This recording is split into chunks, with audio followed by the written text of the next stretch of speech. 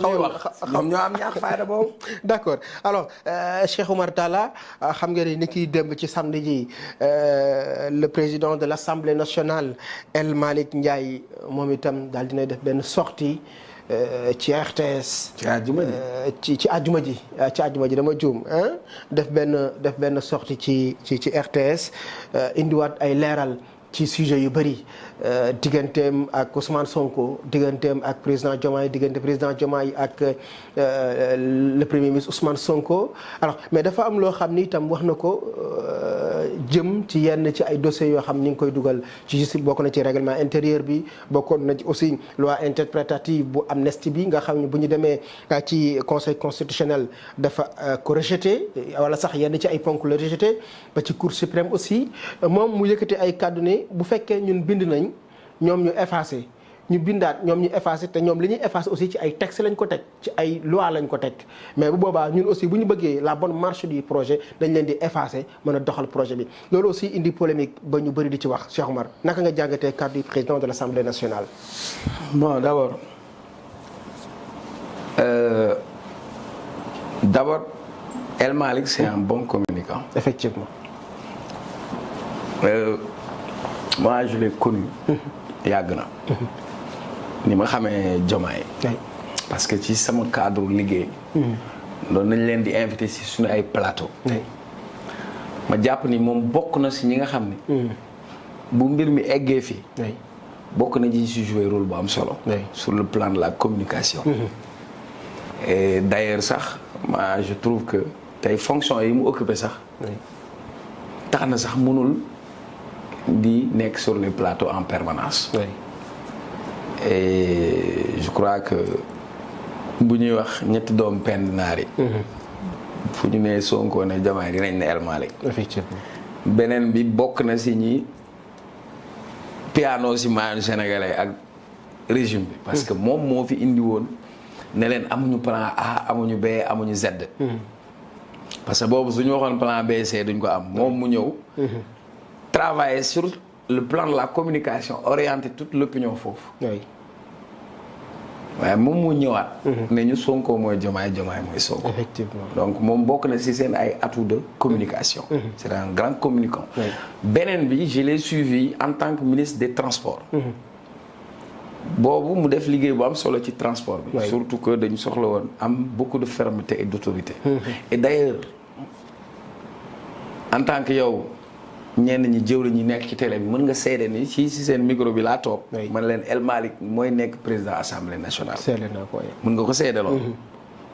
bi ma koy wax dafa am nag fu mu ko tegoon. parce que du gisaane mais dañuy am seetlu. mais à partir de yenn éléments yi dina tax ñun ñu mën a am une approche parce que su fekkee da ngay analyser te amoo capacité anticiper. jarul ngay analyser. et fi ma ko tegoon c'était simple parce que boobu. dama gis ni Pastef dañ ne ñoom duñ def cumul. ma gis ni si liste Pastef yi. ginnaaw Ousmane Sonko. personnalité bi gën a forte c'était El Malick Ndiaye. muy benn. beneen bi am na ñu doon wax ñeneen tur ñi naan diw man leen El Malick. parce que boo xoolee ci seen ànd bi. moom moo complété ce trio. mais ensuite. dimension bi nga xamante ni eggoon na ko. moo taxoon ma ne El Malick mooy nekk président assemblée et effectivement ni ma ko waxee woon noonu la amee. beneen bi mu ñëwee assemblée bi tey ma seetlu ni jox na ko. dayoo. loolu ñëpp seetlu nañ ko. j'ai l'habitude de dire que c'est pas le poste qui fait l'individu. mais c'est l'individu qui fait le poste. ça veut dire suñu la joxee poste. ban impact nga indi ci poste bi. première remarque que j'ai faite mooy capacité managériale bi maam parce que El Malick n'est pas le président des députés de Pastef. waxoon nga ko fii ci liggéey bu am solo bi mu def ministère des transports ñëwaat aussi def ko assemblée nationale aussi wax nga ko fii. donc quand j'ai vu Tafsir Thioye que je salue au passage. que moi je connais. nga xam ni c'est moom nga cité woon sax. c'est l'un des meilleurs parlementaires du Sénégal. parce que fekkee na yu bëri. ba xam naa ni sax day génn bitim réew di dem di jàngale. yeneen parlement mu leen di jàngal. kon kooku su demee ba mën a seede si El Malick ne. El Malick daf ko woo associé ko. ci commission de réforme. bi réformer assemblée nationale. te bokkul ak moom parti moom mu mën a seede loolu. seede ni yéene yi mu amoon ak xalaat yi mu amoon te bokkoon PDS ca jamono boobu fukki at ak juróom ci ginnaaw ci assemblée. amul woon occasion exprimer ko tey El Malick permettre na ko.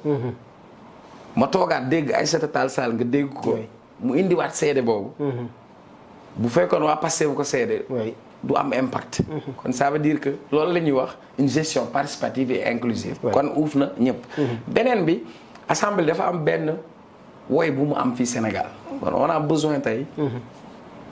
am beneen xar kanam ci assemblée. et loolu li koy indi mooy ku am une volonté. ku am une vision. mën a def loolu et d'habitude assemblée dafa mel ni maison de retraite parce que ñi ñu fa doon teg mag ngay doon.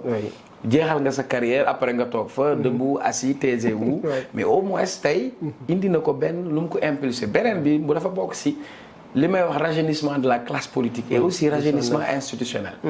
moom président ak Sonko boo leen boolee seen âge seen moyenne d'âge c'est 40-45 ans donc tey on a eu des jeunes yoo xam ni ñoo ngi koy doxal donc jàpp naa ni il est dans son rôle maintenant c'est un grand entretien maintenant dans un entretien tu peux faire une communication de 2 heures de temps mais il y a une partie il y a des gens yoo xam ils veulent retenir ce qu'ils veulent retenir par exemple mais man je considère que li mu wax ak dégg la rek parce que dañu am lu ñuy wax séparation des pouvoirs. La justice joue son rôle. L'Assemblée, c'est elle qui légifère. moom mooy tëgg les lois. Exécutif ci wolof mooy jëf. ah. kii mooy xaadim. mooy yoonal moo ne lii mooy yoon. kii mooy sukkandiku ci liy yoon ngir àtte. te mu nangul leen ko aussi. kee tamit moom mooy jëf loolu mooy séparation des pouvoirs. donc dans cette séparation des pouvoirs assemblée. mën na voter loi bu ko neex. oui mais lépp lu mu voté. kële. conseil constitutionnel son rôle c'est quoi. premier rôle mooy le contrôle de constitutionnalité des lois. day xool ndax loi bi méngóo na ak constitution bi. kon moom su ne ñun bu ñu defee dara. pour man au contraire. je m'en réjouis. loolu mooy état de droit. dans un état de droit. il n'y a pas d'abus de pouvoir parce que li taxoon sax. idée wu séparation de pouvoir. dans l'esprit. mooy il faut qu'un pouvoir. arrête le pouvoir. oui. mais si il n'y a pas de contre-pouvoir dans le pouvoir. c'est un problème. oui. kon on peut s'en réjouir. si on voit que. oui. président mën na jël décret. ñu ne nañ dem cour suprême. oui. ministre mën na jël ab arrêté ñu ne nañ dem cour suprême. kon ça veut dire loolu mooy état de droit. d'accord kon ci li mu wax. ci ni nga koy déggee. mooy tey ñoom am nañ seen projet. ñoom la ñu fal. oui. ñoom la ñu fal ne leen jox nañ leen président. ñu ne déeta waaye ñu ne déedéet dolliwaat nañ leen 54% joxaat leen assemblée jox leen député.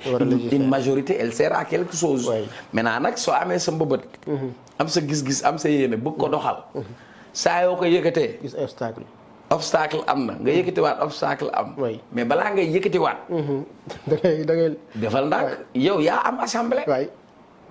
yaa war a réformer non. kon kay jarul man yàgg toog naa fi ma ne la Sonko na bàyyi jàmbat.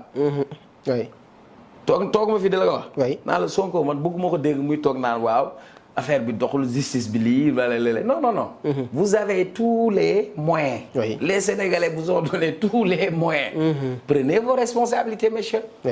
d'accord li tax ma posé la question bi sax mooy Madiambal Diagne dafa wax ni après les journalistes les chroniqueurs la société civile et les opposants politiques effacés par le premier ministre le régime de Pastef par la voix du président de l'Assemblée nationale El Malick Ndiaye compte effacer les juges à qui sera-t-il le tour donc loolu moo tax ñu bëri di ci commenter aussi léegi li ma la wax nii ndax yenu na maanaa wala yenuwul yenu na maanaa baax ma man boo bon léegi nag xam nga am na ñoo xam ne dañuy toog pour di jàmb xam nga mag bu yor di jàmb ay ñambaanam koo xam ne moom mag la boo xam ne toog na ci ruqam lu génn moom dina fexe lu mu ci ñambaan ba dugal ci yenn xel yi lu amut après yow sama xarit nga. oui mais da ngaa bëgg dem.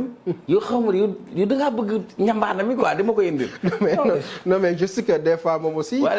dafay apporter contribution am ci yenn yi quoi te mu jàpp ni xëy na li mu wax nii. xam nga yow mën na porter atteinte yenn yi quoi Abdou Khadre oui tu es doué d'intelligence.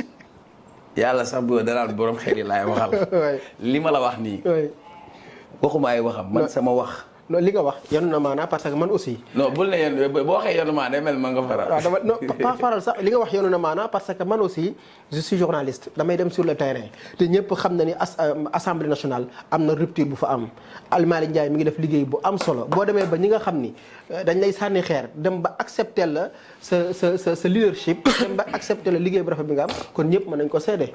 yaa ngi koy wax sànq Aïssata Tall Sall ñëw na wax na ko Tafsir Thioye wax na ko ñeneen député. wax na ko bi mu nekkee booy na Aïssata Tall Sall rek laa na nekk xale temps sama maam la loolu àndal. ndeysaan sama maam Farouma Ndiaye yàlla na ko yàlla yërëm. ndeysaan ñëwaat na aussi. Aïssata Tall Sall rek laa doon temps nekkee booy waaye wuyu ma Abdou Khadre dama ne li ma wax dafa simple. dama ne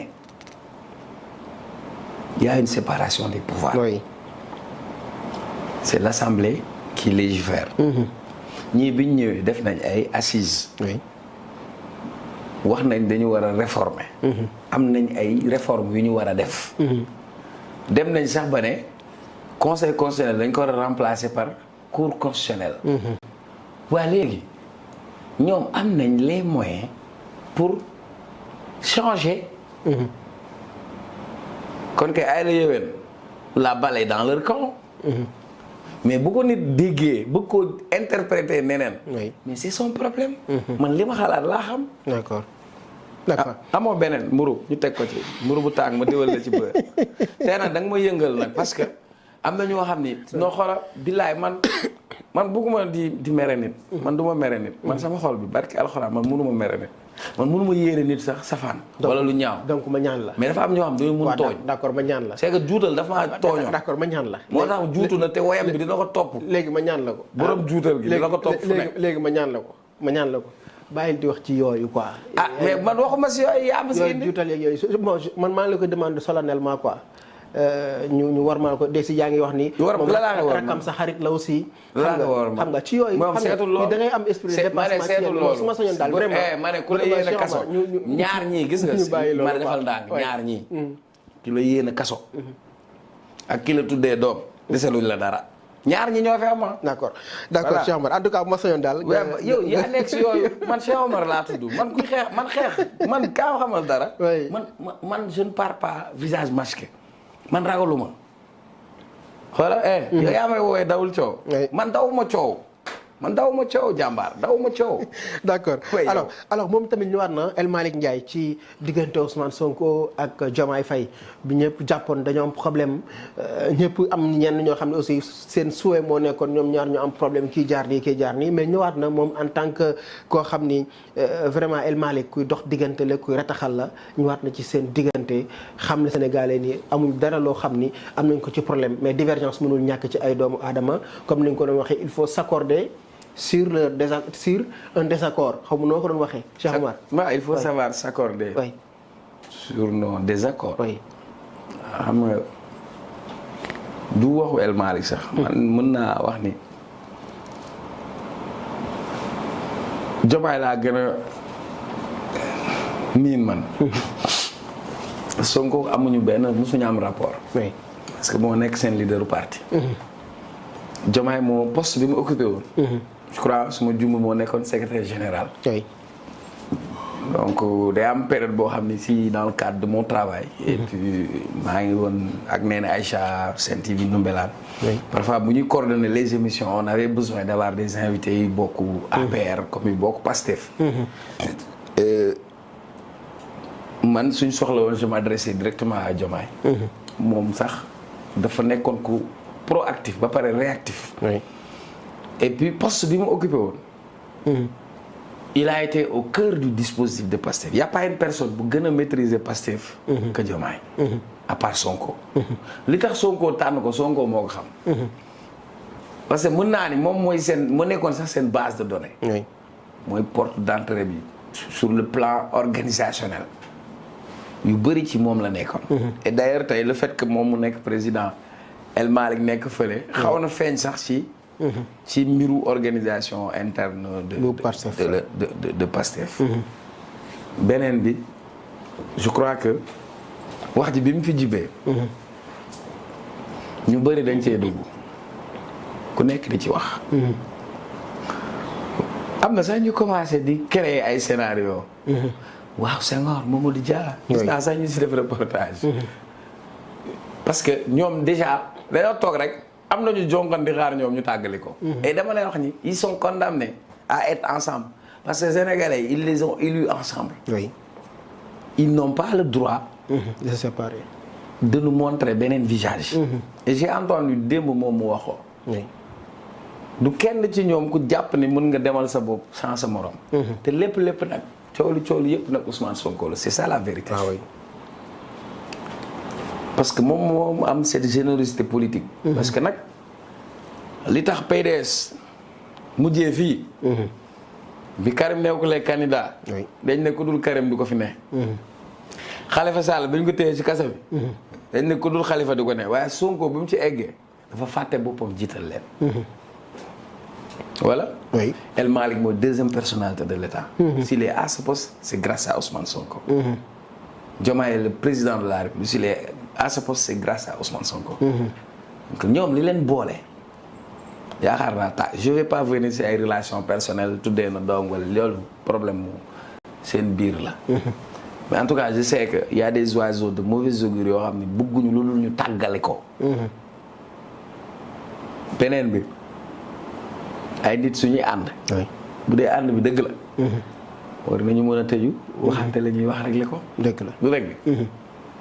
gis nga sama turandoo Seydina Omar xam nga noonu la ko yàlla bindee nag.